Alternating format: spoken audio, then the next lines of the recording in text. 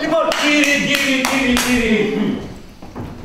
Μέχρι να ξεκαθαρίσει η κατάσταση, και το εννοώ να ξεκαθαρίσει η κατάσταση, θα συνεχίσουμε την ίδια πολιτική. Ακόμα και αν χρειαστεί να γυρίσουμε αυτή τη χώρα πίσω στη λίθινη εποχή. Λοιπόν, το σχέδιο διάσωσης είναι πάρα πολύ απλό. Ακούστε το.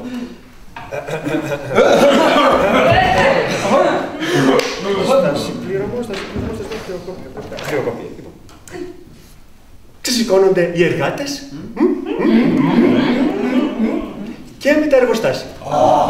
Πάνε τα εργοστάσια, πάνε οι εργάτες, πάνε τα προβλήματα.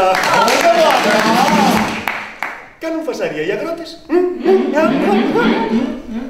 και με τα χωράφια. Πάνε τα χωράφια, πάνε τα προβλήματα, πάει και οι αγρότες. Ξεσηκώνονται οι απλήρωτοι εργαζόμενοι στο κρατικό θέατρο Βορείου Ελλάδος, παράδειγμα. Και με το θέατρο.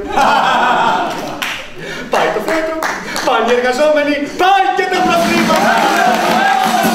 Κάνουν παράνομες διαδηλώσεις της πόλης. Και με της πόλης. Πάνε οι πόλεις, πάνε παράνομες διαδηλώσεις, πάνε τα προβλήματα. Πρέπει οι ξένοι κεφαλαιοκράτες που θα έρθουν να επενδύσουν στη χώρα μας να είναι απολύτως βέβαιοι. Απολύτως βέβαιοι, λέω, ότι θα έχουν τεράστια κέρδη.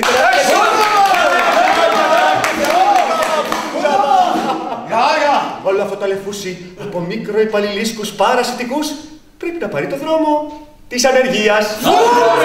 Βούρτσε και ακόμα παραπέρα βούρτσε πια να τούνει. Μόνο με το φόβο θα διατηρήσουμε την υποστήριξή τους. Μόνο με το φόβο θα διατηρήσουμε την υποστήριξή σας. Ευχαριστώ! Είμαι ο Τζορτ και είμαι υπερήφανος.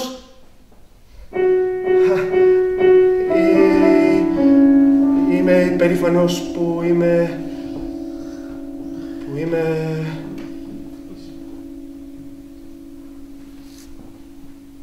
Είμαι χωμένος στα σκατά.